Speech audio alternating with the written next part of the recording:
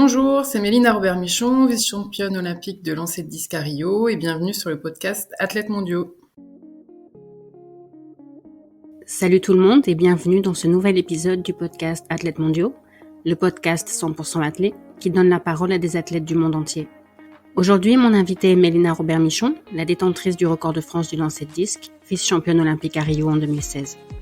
Dans cet épisode, Mélina nous parle de ses débuts, de ses différentes expériences en grand championnat, notamment aux Jeux, mais aussi des difficultés du lancer de disque et de son engagement en faveur des droits des femmes. Nous avons enregistré l'épisode fin janvier 2023, j'espère qu'il vous plaira. Bonne écoute.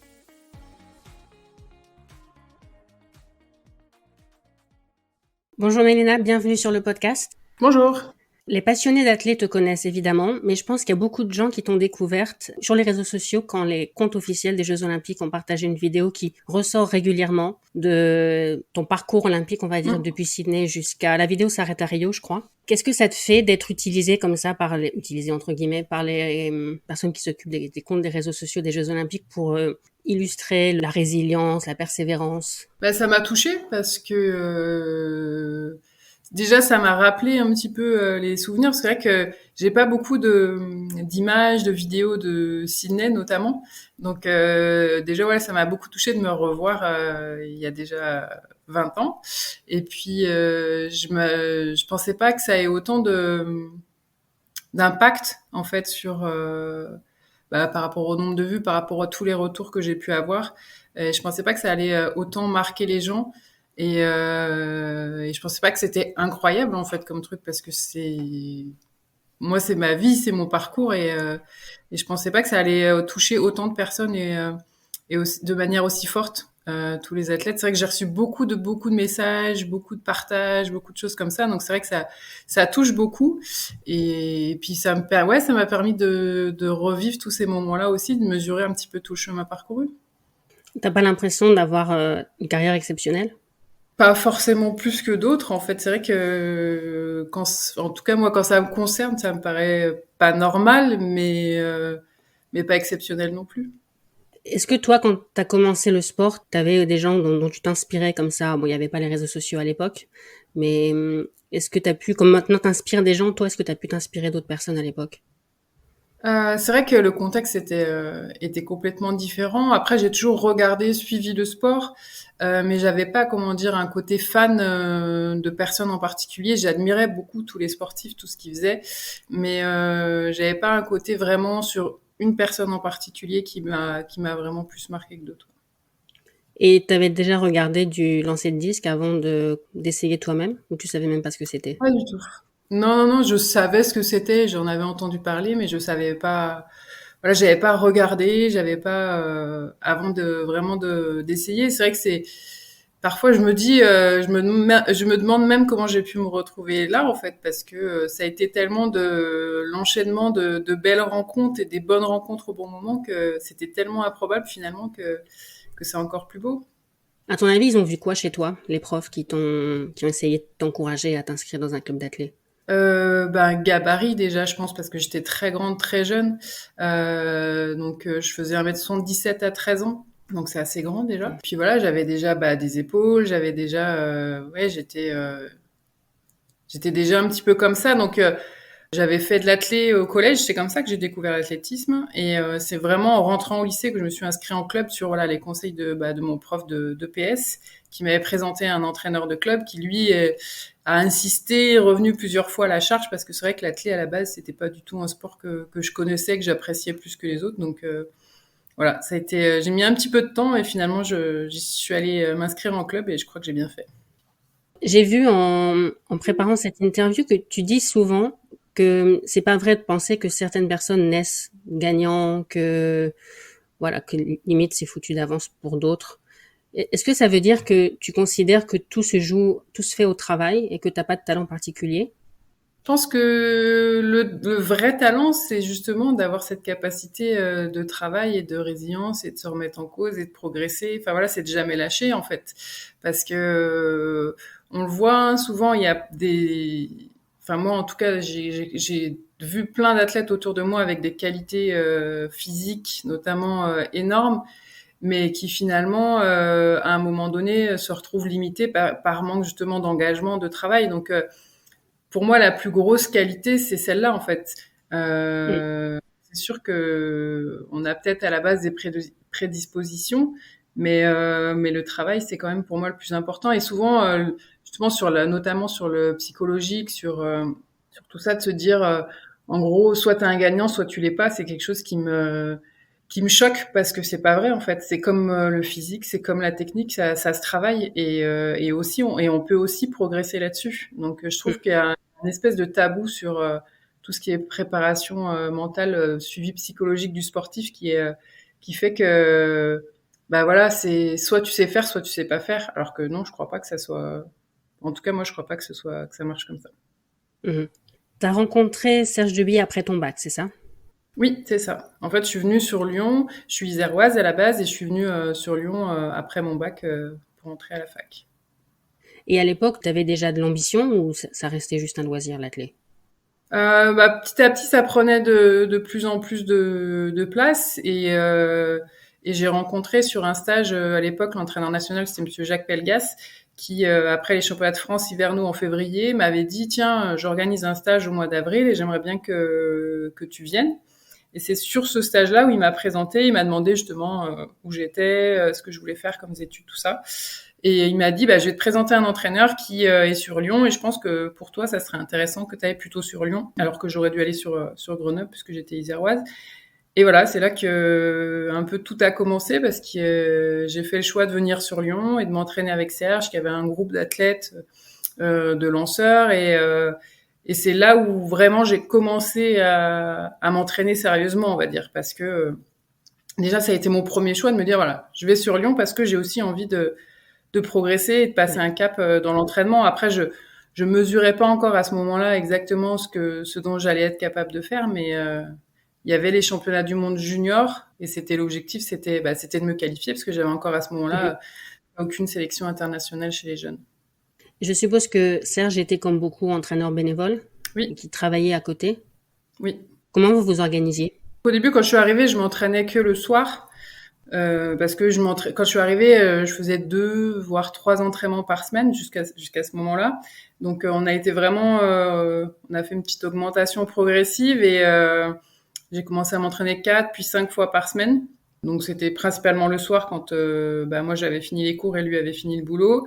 Et petit à petit on a pu rajouter aussi des séances pour passer en bi-quotidien. Alors c'était souvent pendant midi, justement pendant sa pause de midi à lui. Donc c'est vrai que on jonglait un petit peu toujours entre ses dispos à lui, mes dispos à moi par rapport aux cours. C'était pas toujours optimal, mais on arrivait toujours à s'arranger. Tu as parlé des mondiaux juniors, tu parles d'Annecy 98, Oui, donc ta ça première remonte. médaille internationale. Oui, voilà, c'était. J'ai vraiment cette première année sur Lyon, voilà, ça a été vraiment un changement radical pour moi. Ça a été assez dur au début parce que je me suis retrouvée toute seule, un nouvel environnement, un nouvel entraîneur, enfin un nouveau groupe, tout ça. Mais très vite, j'ai vu que voilà, j'avais un cap, que ça me plaisait aussi ce que je faisais à l'entraînement et que j'avais des capacités, j'avais envie de les développer encore. Donc je suis passée de 49 mètres quand je suis arrivée à 59 mètres la saison d'après. Donc ça a été vraiment un gros changement. Et voilà, au fur et à mesure, je me disais, bah voilà, j'ai quelque chose à faire. L'objectif au début, c'était de me qualifier pour les championnats du monde junior. Puis au fur et à mesure, mon niveau augmentant, je me disais, il y a peut-être quelque chose à faire. Et puis finalement, à me dire, je peux peut-être faire une médaille. Et puis voilà, et puis d'arriver et de faire cette médaille d'argent, ça a été un déclic aussi pour moi de se dire waouh, je découvrais les sélections jeunes, championnat du monde junior, c'était un moment de te dire ouais, c'est ça que je veux faire, ouais, ça me plaît et j'ai envie de revivre des choses comme ça. Et donc en 98, tu t'es dit, je peux peut-être viser Sydney 2000. Non, à ce moment-là, non, c'était encore autre chose. Les Jeux Olympiques, pour moi, j'étais encore trop jeune pour ça et j'avais pas encore le niveau et ça me semblait, en tout cas, c'est pas quelque chose auquel je m'attendais à ce moment-là. Et pourtant. Donc Oui, c'était tes pourtant. premiers jeux. Et tu peux nous parler un peu du rôle qu'a joué le public à Sydney et de ce que tu en as tiré après comme enseignement? Oui, ça a été dur, hein, déjà. Les modalités de sélection étaient un petit peu compliquées. J'avais réalisé les minima la veille de l'ouverture de la période de sélection. Il se trouve que le Mm. meeting était à ce moment-là, donc on n'a pas énormément de meetings déjà en lancé à ce moment-là. Donc j'ai dû attendre vraiment le dernier moment. Je suis passée en commission de sélection. Et je crois que c'était 15 jours, 3 semaines avant de partir que j'ai su vraiment ma qualification. Donc j'avais couru un peu toute la saison après ces fameux minima. Et je partais en plus Australie, donc bout du monde. On est parti presque un mois, je crois. Mon entraîneur a pas pu venir. Enfin voilà, ça a été quand même une épopée pour une jeune athlète comme moi qui avait encore pas beaucoup d'expérience. Ça faisait beaucoup d'un coup. C'est pas comme Annecy. Sydney, Annecy, c'est pas. Ouais. Oui, en plus c'était un peu à Annecy, il y avait toute ma famille, il y avait tout le monde. Là vraiment, c'était le bout du monde, l'inconnu, la totale.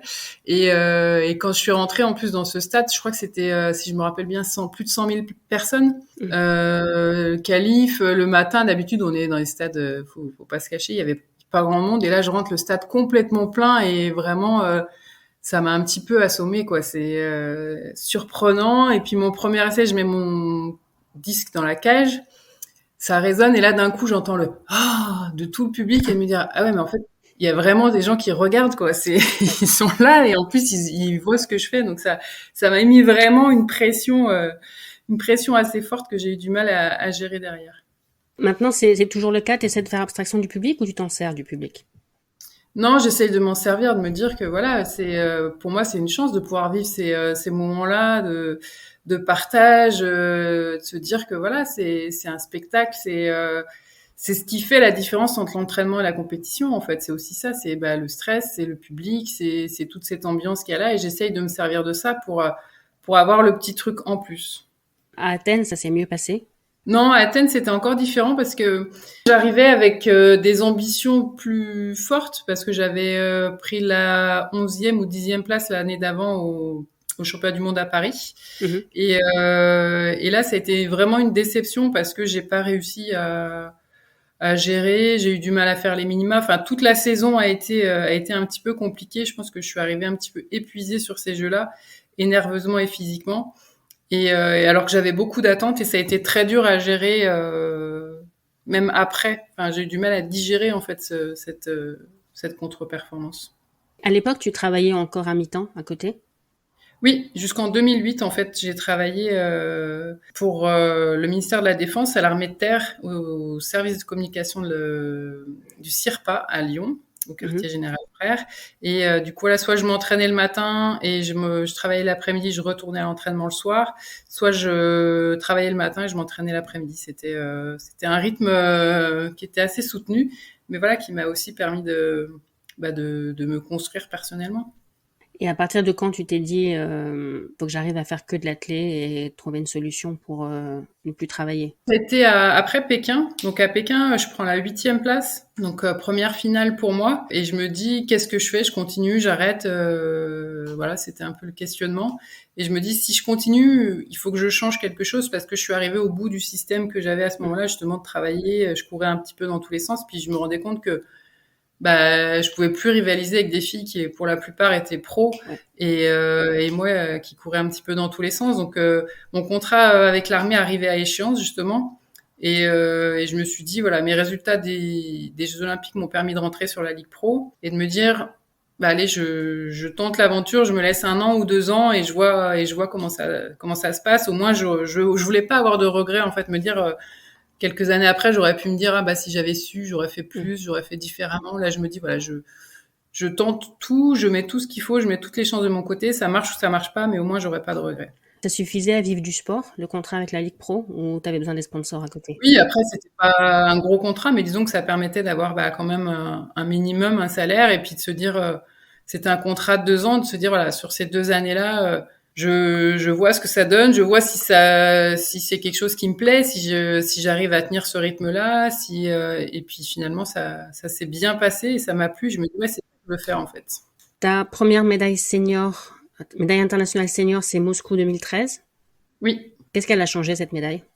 Beaucoup de choses parce que déjà j'avais fait le choix à un moment de couper pour avoir un enfant en 2010 parce que j'avais je sentais que c'était le bon moment et j'avais besoin justement d'équilibrer aussi. Je parle souvent d'équilibre perso, sportive, professionnelle. Et là, je sentais que le sport avait pris beaucoup de place dans ma vie. Et j'avais besoin de rééquilibrer un petit peu tout ça. Je sentais que j'avais pas envie d'arrêter le sport de haut niveau parce que je sentais que j'étais pas arrivée au bout de ce que je pouvais faire. Mais en même temps, voilà, j'avais envie d'avancer dans ma vie personnelle et c'était pour moi le bon moment pour avoir un enfant. Donc dans l'idée, c'était de me dire bah voilà, j'ai un enfant, je reviens pour faire les Jeux de Londres et après j'arrête. Et finalement à Londres, je prends la 5e place et je me dis ouais, c'est quand même tout près du podium, 5e. Donc je peux pas m'arrêter là-dessus, c'est pas possible quoi. Donc je me dis bon allez, je fais encore une saison en plus pour voir jusqu'où je peux aller. Et là, cette première médaille mondiale, après c'est encore un nouveau déclic de me dire ouais, c'est pour tout ça, ça valait le coup de continuer, ça valait le coup que ce soit dur, ça valait le coup de vivre tout ce que j'ai vécu pour ces moments-là et de me dire mais en fait, j'ai pas envie que ça s'arrête maintenant, j'ai encore envie de revivre ces moments-là. Donc je me dis allez, il y a encore 1 an ou 2 ans, je vais voir et puis au fur et à mesure je suis toujours là. Mais ce qui est drôle, c'est que juste avant Moscou, t'as dit, je te cite, j'ai 34 ans, j'aurais pas encore 50 opportunités, c'est maintenant, il faut y aller. On avait vraiment l'impression que tu disais, c'est maintenant ou jamais. Même sur la compétition, pendant la compétition, avant le 3e essai, je crois, je suis 8 ou 9 à 1 centimètre, en fait, potentiellement quelqu'un peut me passer devant et je me retrouve 9e pour 1 centimètre. Et à ce moment-là, j'ai vraiment cette pensée de me dire, mais attends, c'est pas possible, tu peux pas te faire sortir pour 1 centimètre, c'est peut-être tes derniers championnats du monde, t'auras peut-être plus jamais d'autres occasions. Il y a une espèce de révolte intérieure, en fait, qui fait que, à un moment, je me suis dit, allez, c'est ton moment, en fait, c'est maintenant ou jamais. Donc, il y a eu ça, et voilà, ça m'a permis de faire 65 mètres, je crois, à ce moment-là, et de me dire, ça y est, tu fais partie de ce top 4-5 là qui va se batailler pour aller sur le podium. Donc, me dire maintenant, faut y aller. En fait, tu vas te batailler pour ce podium, mais si tu finis 4 ou 5, t'auras rien changé. Donc, ouais, il y a eu toute cette en un concours, il s'est passé vraiment beaucoup de choses dans ma tête, et ça a été une révélation de me dire, moi aussi, je suis capable aussi sur un grand championnat de me transcender, d'aller à la bataille avec les meilleurs, d'aller vraiment chercher le meilleur de moi-même et d'être capable le jour où j'ai décidé d'être performante et d'aller chercher le record de France. On va parler de Rio. Donc, tes 5e jeux. Je pense que l'enchaînement était difficile entre les qualifs et la finale, non? Oui, c'était très particulier. C'est un cas de figure qu'on n'avait jamais vu, c'est-à-dire qu'on avait les qualifs le soir, qui ont été en plus un petit peu retardés parce qu'il y avait eu des orages sur la compétition. Donc on a fini le temps de rentrer. Je crois que je me suis couchée, il devait être presque 1h du matin. Et on avait la finale le lendemain matin. Donc à 7h, on était dans le bus prête à repartir pour la finale qui était à 11h le matin de mémoire. Et c'était vraiment un cas de figure particulier, mais je l'avais vraiment préparé, c'est-à-dire que passer un petit peu la colère de voir les horaires, de se dire mais c'est vraiment c'est nul comme système de faire ça, de se dire je comprends pas pourquoi ils ont mis ces horaires comme ça. Je me suis dit voilà, il faut que tu te prépares à ça, tu sais que ça sera pour tout le monde pareil. Et justement, il y en a peut-être qui vont perdre du temps à râler, à se dire que c'est n'importe quoi. Voilà, maintenant tu sais que c'est comme ça et il faut faire avec. Et je m'étais vraiment préparée justement à tout ça, à ce que ce soit dur, qu'il y ait peu de sommeil. Et je me suis dit ça va être une force parce que je sais qu'il y en a que ça va déranger et moi ça me dérangera pas. Mais le peu de temps que tu as eu dans ton lit, tu as réussi à dormir ou tu gambergeais, tu pensais à la finale? Non, franchement, j'ai réussi à dormir et puis même si j'ai pas beaucoup dormi par rapport à ce qui est pas les conditions idéales, on va dire pour une compétition, je me suis dit voilà, j'avais déjà ma petite fille qui avait 6 ans à ce moment-là et je me suis dit voilà, t'en as déjà fait des nuits où ça a été galère parce qu'elle était malade, parce qu'elle faisait pas ses nuits, parce qu'elle dormait pas et je me suis dit ça t'empêchait pas d'aller à l'entraînement le matin et voilà, je m'étais conditionnée vraiment là-dedans de me dire t'as l'habitude, c'est pas grave. Les autres, ça va les déranger, toi, ça te dérangera pas. Je m'étais vraiment mis dans cette idée-là pour me dire, voilà, c'est comme ça. Et toi, t'as déjà cette expérience-là de manque de sommeil, et ça te servira pour quelque chose, quoi. Donc, en finale, t'étais la première à lancer. Et je pense que tu t'en es servi. Oui, en plus, je vois ça. Voilà, je vois ça juste avant de me coucher. Je regarde la start list de la finale qui est sortie. Et je me dis ouais, première à lancer, mais je me dis bon bah voilà, c'est vraiment ta chance, c'est les planètes qui s'alignent. Je me suis dit si je fais un bon premier jet, ça va assommer un petit peu mes concurrentes et ça va vraiment influer sur le concours. Donc je me dis voilà, en gros, t'as ton destin entre tes mains. Voilà, c'est toi la première à lancer. Si tu fais une bonne perf, et ben ça va être tout bonus pour la suite parce que les autres, ça va les surprendre. Elles seront pas prêtes et voilà ça. Et c'est vraiment ce qui s'est passé. Je me suis dit je sors du premier essai, je sais que vraiment voilà, j'ai fait ce que j'avais envie de faire. Et quand je sors, je vois justement les autres filles qui étaient pas forcément prêtes, justement un peu dans la fatigue, un petit peu la pression de cette finale, de voir de se dire mince, ah ouais, on n'était pas prête encore pour ça quoi. Toi, ça t'est déjà arrivé d'être déstabilisé comme ça par le jet d'une adversaire? Oui, plein de fois. Et justement, je me suis dit cette fois, ça sera. C'est pas moi qui vais subir cette fois et je vais. C'est moi qui vais lancer un petit peu les hostilités. T'as dit que ton 4e essai avait été moyen, mais qui t'avait aidé pour le suivant. Est-ce que tu peux nous expliquer? En fait, ce 4e essai, je pense que j'ai voulu essayer de mettre plus de vitesse, plus de risques, de prendre vraiment des risques pour voir ce dont j'étais capable. Et ça n'a pas fonctionné. Mais par contre, je me suis dit, voilà, il manque pas grand-chose. Je sentais vraiment que j'avais tout ce qu'il fallait ce jour-là. Je me sentais bien, je me sentais en forme. Ma préparation avait été parfaite. Voilà, il y a cette sensation-là pendant la compétition où l'impression d'être... Il y en a qui appellent ça le flow ou je sais pas comment, mais d'être un peu 10 centimètres au-dessus du sol et que de toute façon, il peut rien vous arriver. Et ça, c'est des sensations qui sont juste énormes. Et je me dis, voilà, c'est... Tout ça mis bout à bout, ça vous met dans des conditions qui sont... Mais moi, des fois, quand je vois les vidéos, je regarde, j'ai l'impression que je me reconnais pas, en fait, parce que, je suis dans un monde parallèle à ce moment-là. Je suis vraiment dans mon truc. Et cet essai raté, je me dis, c'est pas grave, faut pas lâcher l'affaire, c'est pas fini, quoi. Je veux dire, à tout moment, il y en a une qui peut te passer devant, tu peux finir 4e, et là, c'est plus rien à voir. 4e, c'est rien, en fait. Enfin, après que tu sois 4 ou 8, c'est pareil. Donc, je me suis dit, te déconcentre pas, reste là-dedans, et voilà, je connais mes adversaires, je sais j'avais fait 65 à ce moment-là, je sais qu'elles sont toutes capables de faire plus de 65 mètres, donc je me suis dit, voilà, ça serait trop bête de s'arrêter aussi près, reste vraiment dedans et sois prête à réagir à tout moment, quoi. Donc, tu as battu ton record de France 66-73. Ouais. Je voulais aussi te parler tu vas comprendre pourquoi, de Sandra Berkovic, parce que elle a validé qu'un seul essai. Oui. C'est l'essai qui lui a permis de gagner. Ça t'est déjà arrivé de te retrouver comme ça au pied du mur, parce que c'est son 3e qu'elle valide. Donc, on était vraiment au pied du mur. Ça t'est déjà arrivé? Elle, c'est un peu la spécialiste, en fait. Elle aime bien faire ça au calife. Déjà, elle avait fait ça, je crois. Donc, j'avais pas beaucoup d'inquiétude par rapport pour elle, en tout cas. Et moi, je suis pas sûre que ça me soit arrivé d'arriver au 3e essai sans avoir un jet mesuré. Je crois pas que c'est moins mon tempérament. Moi, je suis plus premier, 2e essai en général, oui. T'assures, t'es moins riscophile, on va dire. Donc, à Londres, t'as une nouvelle médaille, une médaille de bronze. Oui. Je t'ai entendu dire que tu étais un peu sorti de ton concours au 2e et 3e essai et qu'après, tu avais réussi à te remobiliser. Concrètement, ça passe par quoi, se remobiliser? Qu'est-ce qu'il faut faire? C'est vraiment prendre un peu de recul, prendre un moment et s'arrêter et de se dire, attends, faut qu'on redescende un petit peu, qu'on analyse un petit peu la situation, pas se laisser embarquer justement par les émotions, par tout ça. Se dire où j'en suis, qu'est-ce que je fais. Enfin voilà, c'est de se dire de quoi je suis capable. C'est parfois la situation nous échappe un petit peu et emporté justement par l'émotion, on n'a aucune lucidité.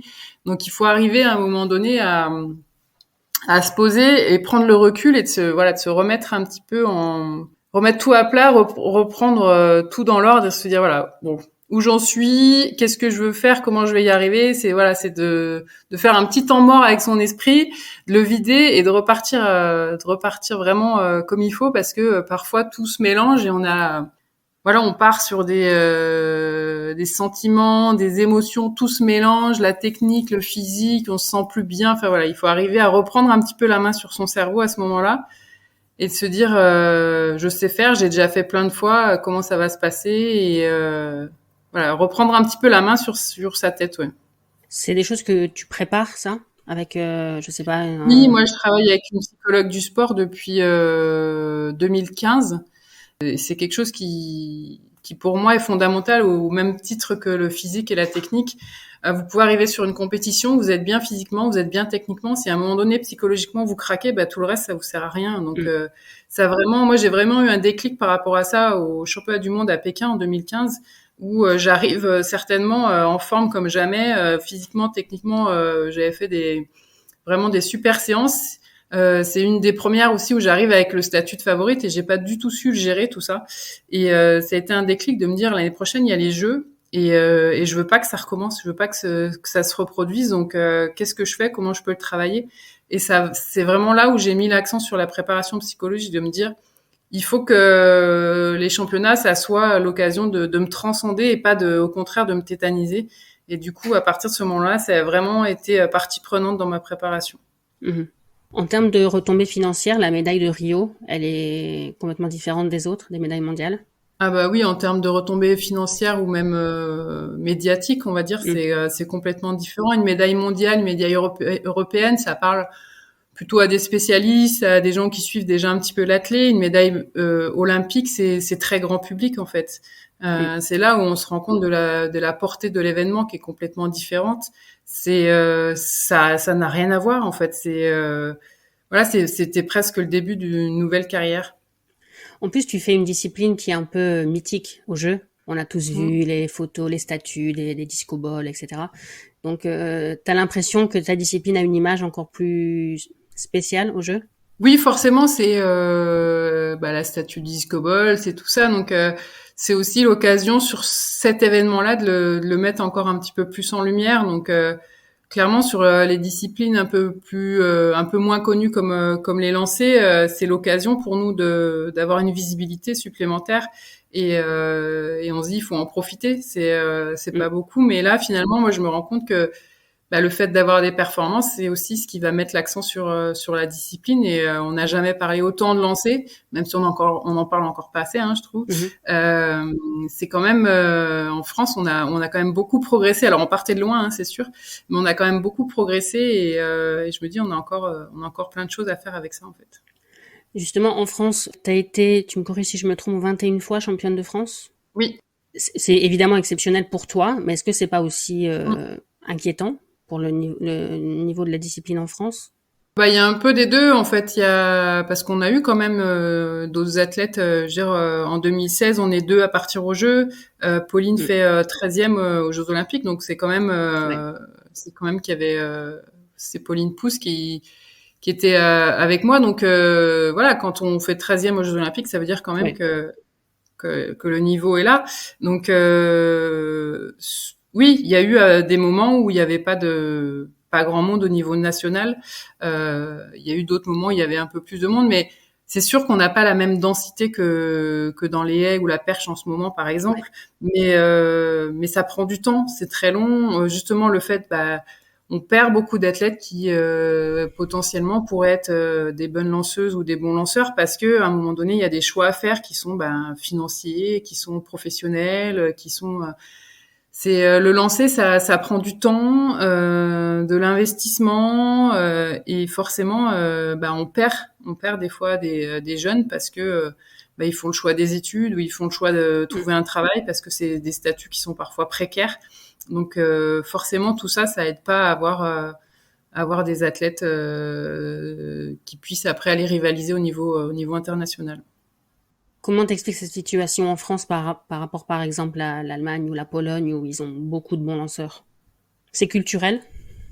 Oui, c'est sûr que c'est culturel. On le voit en Allemagne. Je veux dire, vous faites n'importe quelle compétition. Il y a des compétitions où il y a que du lancer avec 2, 3, 4, 5 000 personnes qui viennent que pour ça. Ça dure tout un week-end. C'est la fête. Enfin, moi, je l'ai fait notamment au meeting d'Halle, par exemple, en Allemagne.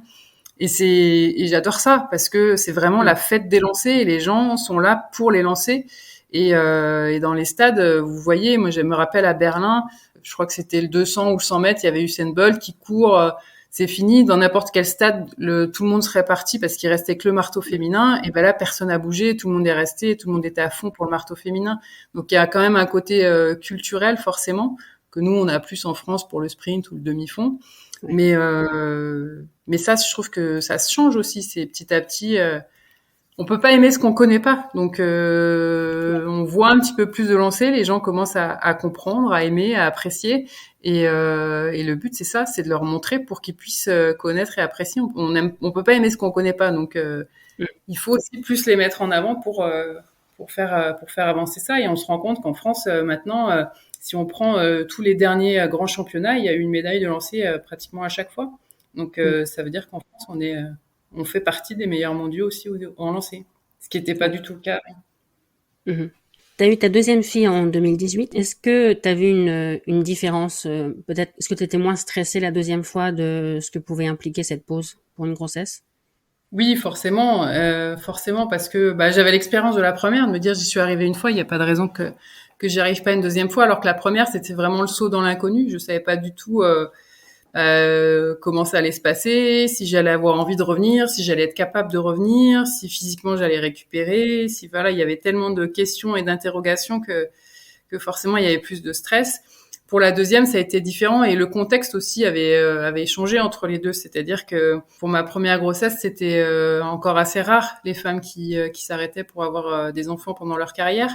Donc sur la deuxième, les choses avaient un petit peu évolué et puis voilà, je me disais, j'étais aussi à un moment de ma carrière où avant la première, j'avais encore jamais eu de médaille internationale, de choses comme ça, alors que là, j'avais déjà eu et je me disais au pire, c'est pas grave, j'ai quand même eu une belle carrière et si je m'arrête à ce moment-là, je m'arrête. Ça a été vraiment un test de me dire, est-ce que j'aurai envie de reprendre après? Je sais pas, mais en tout cas, quoi qu'il en soit, j'ai déjà eu des médailles, j'ai déjà eu des choses comme ça et si je reviens pas, c'est pas grave. Mais finalement, comme pour la première, ça a été l'occasion de couper, d'avoir une saison un petit peu plus off parce que c'est vrai que j'ai enchaîné Rio, après Londres.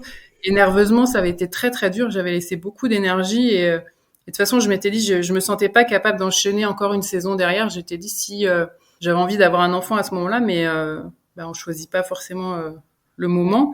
Je me suis dit si je tombe pas enceinte tout de suite, je suis pas sûre de faire une saison parce que nerveusement, j'étais trop épuisée. En fait, j'avais besoin de récupérer. Donc je m'étais dit sinon au pire j'arrêterais peut-être parce que je me voyais pas continuer. Donc cette grossesse est vraiment arrivée au bon moment. J'ai eu la chance que ça se passe bien et ça a été l'occasion de faire autre chose, de prendre du recul et de me dire ouais mais en fait ça me manque et j'ai envie de continuer, j'ai envie de revivre tout ça. Donc cette petite pause a été très salutaire, ça m'a permis de vraiment refaire le plein d'énergie mentale et de me dire je vais y retourner, je sais que il restera peut-être pas longtemps, donc je vais en profiter et j'aime ce que je fais et j'ai encore envie de le faire. Mhm. Et là, tu avais moins la pression, entre guillemets, de te dire, il faut que je reprenne après pour pas que ma fille se dise qu'elle est responsable de l'arrêt de ma carrière, comme ça avait été le cas pour la première? Oui, c'était un petit peu différent parce que je m'étais dit, moi, si j'arrête à ce moment-là, c'était pas du tout pareil.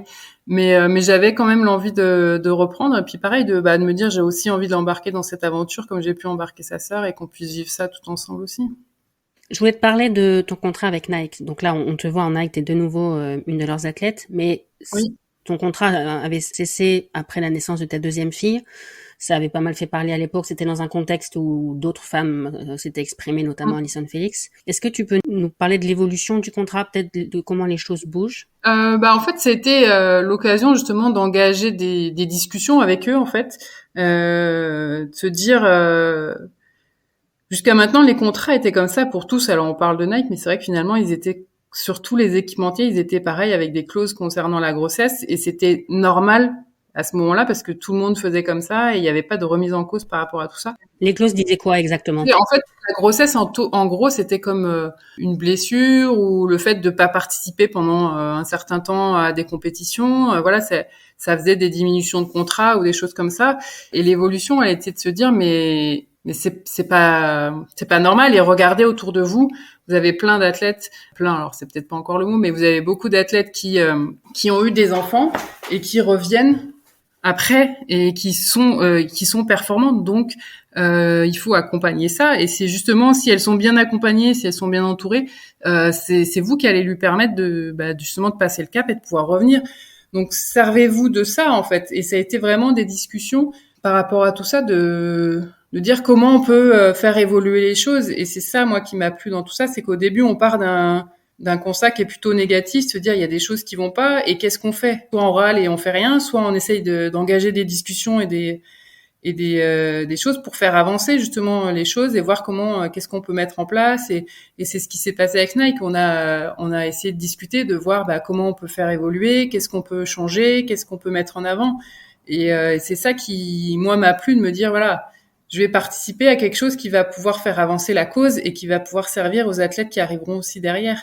Et ça, c'est ça qui est intéressant. On part d'un truc qui, à la base, est complètement négatif et complètement anormal, et finalement, on arrive à en faire quelque chose de plutôt positif, et c'est ça qui est sympa. Parce que c'est pas juste toi qui est concerné. Ça, Ben potentiellement, voilà, ça peut et au aider. niveau, c'était pour tout le monde, et de se dire, ben oui, effectivement, quand tu prends du recul, tu te dis, ben non, c'est pas normal, en fait.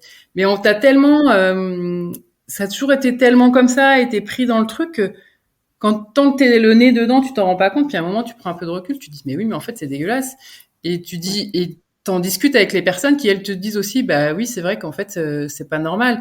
Et donc, c'est ça aussi, c'est d'arriver à un moment à lever un peu le nez du truc et de se dire, il faut prendre un peu de recul, qu'est-ce qu'on peut faire pour faire changer ça? Mhm.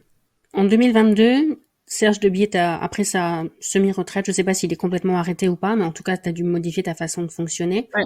Comment t'as réagi quand, peut-être que tu l'avais anticipé, mais comment t'as réagi quand t'as su qu'il serait plus là autant pour toi?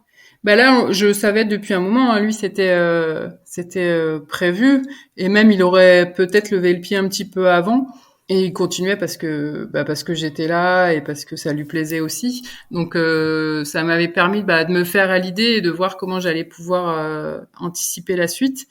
Et on l'a amené progressivement. C'est vrai que c'était bizarre parce que je me suis entraînée plus de 20 ans avec lui, donc c'est quelque chose, on avait nos habitudes, on avait tout ça, donc voilà, c'était pas évident, mais quand j'ai pris vraiment toutes les options possibles, j'ai étudié un petit peu ce qu'on allait pouvoir mettre en place, ce qui allait être le mieux pour moi, et pour moi, c'était presque évident que Loïc, qui était donc mon compagnon, était pour moi la meilleure solution parce que j'avais pas envie de forcément de tout révolutionner. C'est-à-dire que le travail que j'ai pu faire avec Serge me plaisait et me correspondait, même si j'avais forcément envie d'y mettre des évolutions et de pouvoir continuer à progresser. Voilà, j'avais envie de quelqu'un qui soit un petit peu dans cette lignée-là et mon compagnon est lui-même lanceur de disques, avait une formation d'entraîneur, s'était entraîné aussi avec Serge, donc avait aussi cette connaissance du disque et cette vision. On partageait la même vision en fait du lancer, donc ça c'était déjà plus simple. Et puis ça a permis de faire une petite transition en fait. Par exemple sur la saison dernière, ça a été ça. Serge est toujours un peu dans la boucle dans la mesure où il échange beaucoup justement avec Loïc pour lui transmettre en fait tout le savoir qu'il a parce que il a une expérience qui est juste exceptionnelle et je trouve qu'en plus il y a un côté transmission qui me plaît beaucoup, qui est beaucoup dans mes valeurs de dire voilà lui n'est plus l'entraîneur mais il est jamais bien loin quand on a des questions, quand on a il nous prépare encore beaucoup sur les plans, l'organisation de la saison parce qu'il a cette expérience qui est juste énorme et au moins ça permet que tout ça perdure un petit peu. Et je trouve ça bien parce que je trouve qu'en France, on a trop d'entraîneurs qui partent à la retraite et finalement, ils partent avec tout leur savoir, toute leur connaissance. Et alors que c'est juste quelque chose d'exceptionnel, tout ce qu'ils ont pu vivre, toute l'expérience qu'ils ont. Et là, le fait de pouvoir le continuer, le partager, je trouve que ouais, c'est un côté qui me plaît beaucoup aussi. Est-ce que, avec le temps, au fil des 20 années avec Serge, vous avez un peu modifié votre façon de fonctionner? Est-ce que vous avez changé des choses à l'entraînement en termes de quantité, de qualité ou... Beaucoup. En fait, je pense que si j'ai pu m'entraîner aussi longtemps avec lui, c'est aussi parce qu'il a cette capacité à se remettre en cause permanente, dans une remise en cause permanente, de dire ça marche, ça marche pas, qu'est-ce qu'on peut changer, d'aller voir un peu ce qui se fait ailleurs, de regarder, de se dire tiens on a essayé ça marche, ça marche pas. Pour moi, la qualité première d'un entraîneur, c'est d'être capable de dire tiens là je me suis trompé, faut qu'on change et ça il y a très très peu d'entraîneurs qui sont capables de le faire. Nous à la fin de chaque saison, avec Jérôme, avec Serge, on faisait notre bilan de se dire voilà, qu'est-ce qui a été, qu'est-ce qui a pas été, qu'est-ce que moi j'ai bien fait, pas bien fait. Enfin voilà, c'est aussi c'est pas évident de ces fois de se dire là c'est moi qui ai pas été au niveau, qui ai pas fait ce qu'il fallait mais c'est aussi ce qui nous a permis d'avancer et puis voilà, il a toujours varié l'entraînement aussi, il a toujours essayer de faire évoluer les exercices, c'était jamais la même chose parce que je pense que sinon il y a longtemps que je me serais lassée et si je suis encore là et après tout ce temps et de jamais être lassée, c'est justement parce qu'il a su aussi changer, varier, s'adapter avec toutes les différentes situations qu'on a pu connaître. Tu dirais que c'est quoi la principale difficulté technique au disque? C'est de faire d'allier des qualités qui à la base sont pas faites pour être ensemble, la force, la vitesse, l'explosivité, le relâchement. Enfin, c'est des choses quand on en parle à la base, c'est un peu à l'opposé. Et le but, c'est d'arriver à allier tout ça et d'être forte dans toutes ces qualités, d'allier tout ça ensemble. Et puis la technique après, c'est un mouvement qui est tellement court. En très peu de temps, on doit être capable de tout mettre dans le bon ordre, vraiment au centimètre et au milliseconde près. Donc c'est parfois très frustrant et c'est parfois très gratifiant. Donc c'est tout ça en fait. Mmh. Je me demandais aussi quel rôle jouait le vent. Alors le vent joue beaucoup en lancer parce que le disque est un engin planeur et ça c'est parfois assez frustrant parce que vous avez un delta qui est hyper important entre un bon vent et un mauvais vent. Vous pouvez perdre 2, 3, 4 mètres quand vraiment il est fort, mais aussi en gagner 2, 3, 4 mètres quand il est fort aussi. Donc ça fait un delta qui est hyper large. Et des fois c'est assez frustrant parce que techniquement, physiquement, on est bien et on lance bien. Et le vent nous rabat vraiment les disques. Alors pour un droitier, un bon vent, c'est un vent de face ou de droite pour que l'engin soit vraiment bien porté. Et quand on arrive sur une compétition où justement on se dit bon bah là je vais faire, qu'on a préparé ou on a prévu de faire une performance et qu'on voit que les conditions sont pas bonnes, c'est toujours un petit peu de frustration parce que des fois on a l'impression de taper contre un mur en fait. Donc ça c'est assez frustrant.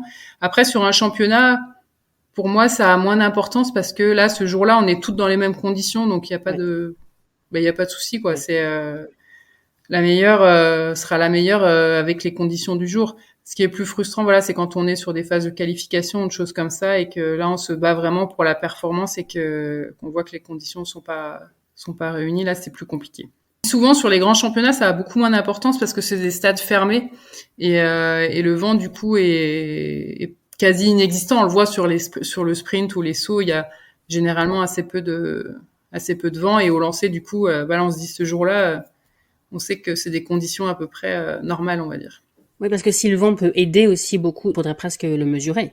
Là, c'est trop compliqué parce que ça dépend vraiment. Déjà entre un droitier et un gaucher, c'est pas la même chose. Après, en fonction de la technique, en fonction de l'angle d'envol, de la manière, de l'endroit où vous mettez votre disque, ça change complètement. Donc c'est très très compliqué à mesurer en fait. Ok.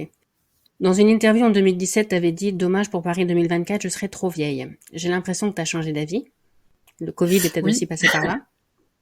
Oui, il y a eu beaucoup de choses qui ont fait que j'ai changé d'avis. Bah déjà le fait que je me sente bien et ça je pouvais pas le savoir avant. Je pensais que j'en aurais marre et finalement non.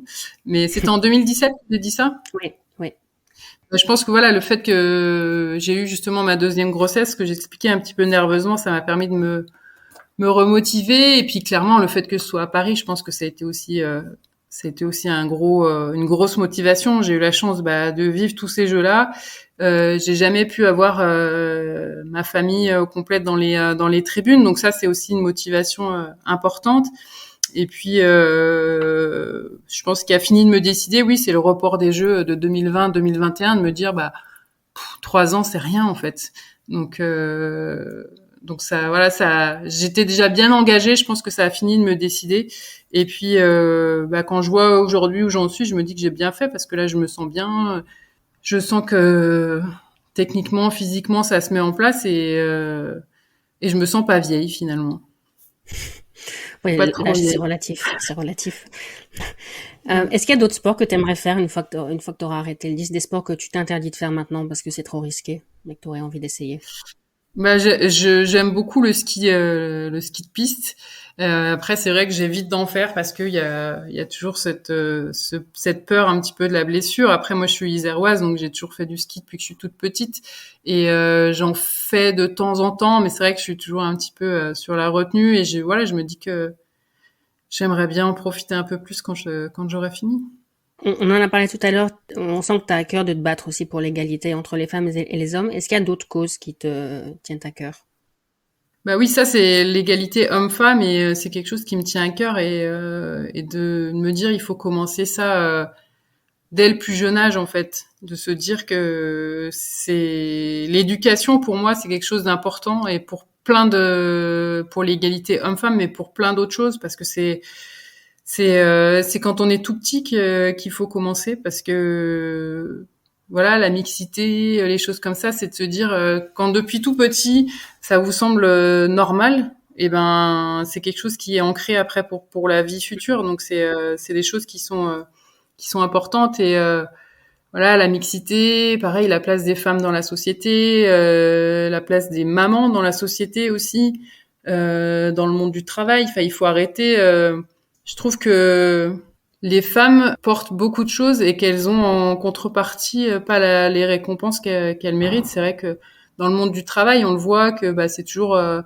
pour à poste égal, vous n'avez pas forcément les mêmes rémunérations, les choses comme ça. Donc ça, c'est un moment aussi à nous de nous révolter un petit peu contre ça et de. On le sait qu'on a les compétences égales, donc maintenant il faut que ça se traduise aussi de l'autre côté. Et puis je trouve que après, sur un côté un peu plus sportif, je trouve que le sport a pas la place qu'il devrait dans la société. C'est-à-dire que pour moi, le sport, souvent on dit oui, mais le sport, on parle tout de suite business, foot, les choses comme ça, mais c'est pas ça le sport en fait. Le sport, c'est de l'éducation, c'est du vivre ensemble, c'est le respect des règles. Enfin, c'est bon pour tout en fait le sport. C'est-à-dire que dans le sport, il n'y a pas que tout le monde sera pas un champion du monde, un machin, mais moi, quand je fais des interventions dans le collège, c'est ce que je leur dis, c'est leur dire vous avez forcément quelque chose à y gagner. Vous allez rencontrer des gens que vous auriez peut-être jamais rencontrés dans un autre contexte. Vous allez vous faire des amis. Vous allez pratiquer du sport qui va vous faire du bien pour votre santé. Enfin, je veux dire, il y a le sport pour moi, c'est l'éducation en fait. C'est une manière de voir la vie. C'est une manière de progresser dans la vie et je trouve qu'on s'appuie pas assez là-dessus dans notre société. On arrive à la fin du podcast. Je voulais en profiter pour remercier Caroline Angelini qui nous a mis en contact. Oui. Elle s'occupe beaucoup de femmes. Est-ce que tu penses que c'est plus difficile de défendre les intérêts des femmes sportives? Oui, parce que je trouve que quand on est une femme, on doit justifier de plein de choses en fait. C'est justifier que justement si on veut avoir des enfants dans notre carrière, ça sera pas un frein, ça nous empêchera pas d'être performante, que c'est pas parce qu'on a 30 ans que notre carrière elle est finie. Je trouve que on nous pose plus de questions ou on a plus de freins par rapport à tout ça qu'un homme. Et pareil il faut être bien physiquement, il faut être, enfin à un moment donné, il y a plein de questions qu'on pose à des femmes qu'on poserait pas à des hommes. Donc je trouve Ouais. que c'est des fois un peu désespérant, mais c'est pas ça qui me ferait lâcher l'affaire. D'ailleurs, sur tes réseaux, en janvier, t'as posté une story dans laquelle tu disais qu'on te demandait souvent quel poids tu faisais. Ouais. Mais ça, je pense qu'on pose la question aux hommes comme ça. Euh, non, pas forcément. Mais en fait, ce que je voulais dire par là, c'était que souvent, il y a, même moi la première, hein, j'étais assez mal à l'aise ou complexée par rapport à tout ça. Et si j'en ai parlé, c'est justement pour dire que, à un moment donné, il faut arrêter de dire que le poids idéal, c'est ça. Enfin, à un moment donné, on est toutes différentes. Et je trouve que là-dessus, alors ça a beaucoup évolué, mais on a encore beaucoup de travail à faire de montrer justement la diversité des femmes en fait. C'est une femme, c'est pas 90, 60, 90 ou je sais plus combien c'est les trucs idéal ou en tout cas prévus comme idéal. Mais moi je trouve que il faut aussi montrer pour que les femmes elles se sentent bien dans leur corps. Il faut qu'à un moment donné on leur montre que il y a plein de manières, il y a plein de femmes différentes et que on peut s'identifier à des femmes. Moi, je me rappelle plus jeune, j'ai toujours eu des épaules un peu larges et je voyais jamais de femmes comme ça dans les magazines, à la télé ou les trucs comme ça. Donc, je me demandais si à un moment j'étais normale en fait. Mm. Et je trouve que voilà, il faut mettre en avant toutes les femmes parce que à un moment donné, c'est la société qui est comme ça et c'est important que justement la petite jeune qui a 14 ans, elle se dise ah tiens oui, il y a d'autres gens comme moi, il y a d'autres femmes comme moi et qu'elle puisse se sentir femme et se sentir normale entre guillemets en fait, même si j'aime pas ce mot de normalité, mais c'est de se dire qu'elle se retrouve dans dans d'autres femmes qu'on voit un petit peu et qu'on les expose. Et ça, je trouve que c'est quand même fou de dire ça, mais c'est pas du tout le cas encore pour l'instant. Qu'est-ce qui reste en toi de la petite Mélina de 5-6 ans? Plein de choses, et en même temps, je suis tellement différente et je suis tellement fière de tout le parcours que j'ai pu avoir, parce que jamais j'aurais imaginé à 5-6 ans être ce que je suis aujourd'hui. Et je me dis que la vie fait que ça nous réserve beaucoup de surprises, et que voilà, il faut savoir saisir les opportunités. Mais en tout cas, jamais j'aurais imaginé pouvoir faire du sport de haut niveau, voyager, rencontrer, vivre tout ce que j'ai pu vivre. Enfin, moi, je trouve que je me suis donné les moyens, mais j'ai aussi beaucoup de chance, et j'ai eu surtout la chance, je pense, de rencontrer tout au long de ma carrière toutes des belles personnes qui m'ont permis d'être ce que je suis aujourd'hui. Il me reste une question, la question que je pose à tout le monde. Le podcast s'appelle Athlètes mondiaux parce que personnellement, ce que j'aime le plus dans l'athlé, c'est son côté universel. Donc, je voudrais savoir ce que toi t'aimes le plus dans l'athlé en général, pas juste le disque. Eh ben, l'athlé en général, c'est justement la diversité, en fait. La diversité dans les disciplines. C'est-à-dire que on parlait de taille, de poids, n'importe quel gabarit qui va arriver sur un stade d'athlé, eh ben, il va pouvoir trouver quelque chose qui lui plaît dans une discipline dans laquelle il va pouvoir s'exprimer. Et je trouve que ça, c'est juste génial. Et après, voilà, c'est le côté universel des disciplines. Chacun va trouver ce qui lui plaît. Et après, le côté mixité, moi je me suis toujours entraînée avec des hommes, des femmes, et ça, je trouve, c'est juste fort. En fait, je trouve que l'athlé, c'est à l'image de notre société. En fait, c'est riche de plein de gens différents qui vivent ensemble et qui s'éclatent ensemble, et je trouve que c'est assez fort. Très belle conclusion. Merci beaucoup. Je sais pas si tu veux rajouter quelque chose, c'est le moment. Sinon, on peut s'arrêter là. Non, mais j'aurais plein de choses à dire, parce que je suis passionnée par ce que je fais, par le sport. Et puis le sport m'a tellement apporté que ce que j'ai envie de dire, c'est faites du sport, pas forcément du sport pour la performance, mais faites du sport parce que à un moment donné, ça va vous apporter des rencontres pour votre santé, pour tout en fait. Faites du sport, c'est bon pour vous. Merci. Encore un grand merci à Mélina d'avoir accepté mon invitation. J'espère que cet épisode vous a plu. N'oubliez pas de vous abonner pour ne pas manquer les prochains.